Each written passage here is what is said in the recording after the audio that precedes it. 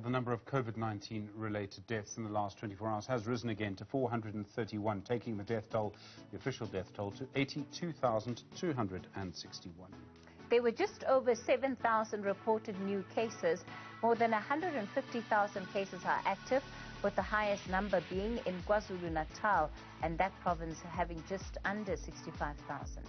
The number of active cases in the Western Cape also back up to more than 25,000. Just under 280,000 vaccine doses were administered yesterday.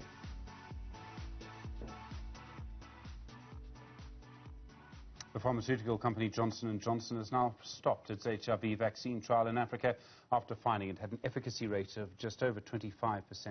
For 40 years, researchers around the world have been battling to come up with a vaccine that could prevent HIV, but it's been shown to be very difficult due to the nature of the virus. We're joined now by Professor Thumbi Ndung'u, Deputy Director of the African Health Research Institute. Professor Ndung'u, good afternoon to you, and thank you for your time on the Pulse. As I understand the science here, a COVID-19 vaccine was relatively easy to manufacture or to produce because human beings recover from COVID-19 by themselves, but human beings do not recover from HIV by themselves. Have I got that right? Is that why this is proving so difficult?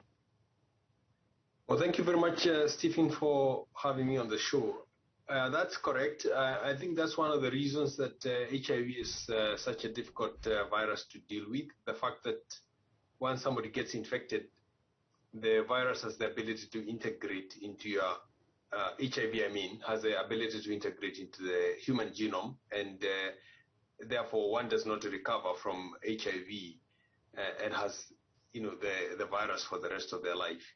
The other very important reason why it is much more difficult to make a vaccine against HIV is the fact that there is much more genetic diversity for HIV than there is for SARS-CoV-2. So in SARS-CoV-2, we have been talking about variants, for example, different variants and different variants of concern, and this is obviously one of the reasons that these variants are concerning is because they could evade the immune system. Now, in the case of HIV, actually, the diversity that you see with HIV is much more, significantly much more, perhaps 100-fold much more than you see with SARS-CoV-2. So HIV is a much more difficult virus to develop a vaccine against. There will obviously be very important ethical issues around conducting a trial for HIV, but an efficacy rate of 25%, if I were working in public health, and I'm not a medical doctor, but it would be tempting to say, if I can protect 25% of my population against this disease, well, I'll be quite tempted to use the vaccine. I suppose that takes us to the next question. Do we know if even that 25% efficacy would be long-term protection or not? And I imagine we actually don't at this stage. That's, you're right. We don't know whether that would be long-lasting and how long-lasting that, immunity that would be conferred by that vaccine would be. But actually, there's a lot of modeling studies that have been done to show that if you need to roll out an HIV vaccine, you need to have at least 50% or so efficacy, protective efficacy, in order for it to have an impact across the population, particularly because of the nature of the way HIV is transmitted as mostly a sexually transmitted infection. So it is thought that if you are not able to achieve an efficacy rate of about 50% or so, at least according to modeling studies, it is not likely to have any major public health impact, and therefore the decision to halt this particular vaccine. And of course, also the other reason is that even though the protective efficacy was around 25% for this vaccine, actually if you do statistical analysis and you look at what we call confidence intervals, the degree to which we are confident that that's 25% is the true efficacy of that vaccine, the confidence intervals in this particular case were very wide. So it is actually debatable whether, in fact, you do get 25% efficacy with this particular vaccine. And that's another reason why this trial was halted early, because it was just thought not to be worth continuing with it. You spoke earlier about the very complex nature of the HIV virus and how difficult it actually is, how the diversity in it, that makes it difficult as well. I would like to think that we have learned things from this trial, and I mean more than just that this doesn't work, that there will be some scientific evidence or some scientific knowledge which could prove useful.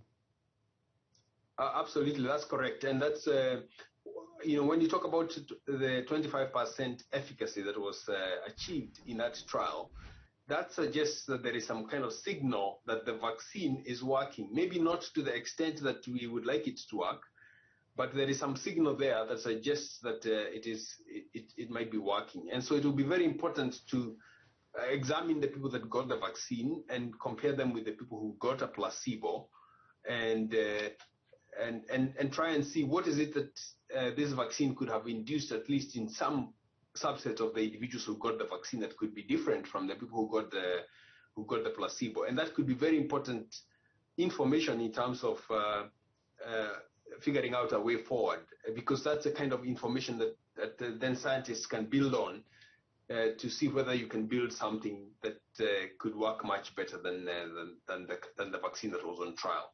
When the first COVID-19 vaccines, and I know, I'm sorry, Professor, we're going to compare these two all the way through this conversation because they're both such burning issues. But when the first COVID-19 vaccines came along, it turned out that we had learnt a lot of lessons about producing a vaccine because of the intense research into HIV over the last 40 years. Do you think we've learnt anything in the production of a COVID-19 vaccine that will help us one day produce an effective HIV vaccine?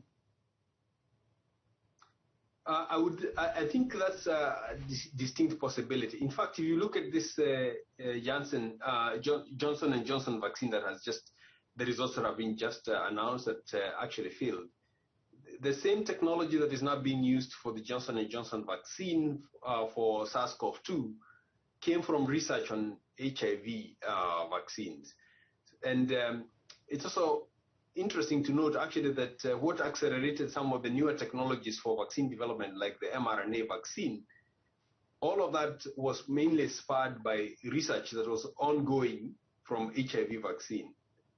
So I think that we have learned a lot about vaccine technologies and better vaccine technologies and how to induce better immune responses that could lead to protective immune responses. That I'm confident that some of the things that we have learned about HIV so far, this is not money that has gone down the drain. This is money that has been well spent, and this is money that could lead to newer technologies, better technologies that could deliver the next generation of vaccines that might actually be able to work even against HIV itself, despite the fact that it is such a complex virus. I mean, we forget sometimes how many people HIV has taken from us over the last 20, 30 years, particularly in the South African context.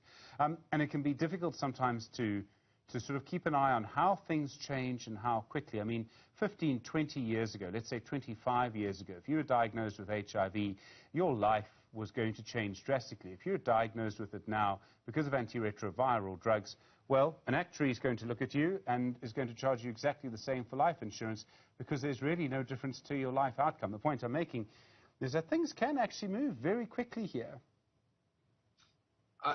What you are illustrating is the power of scientific innovation.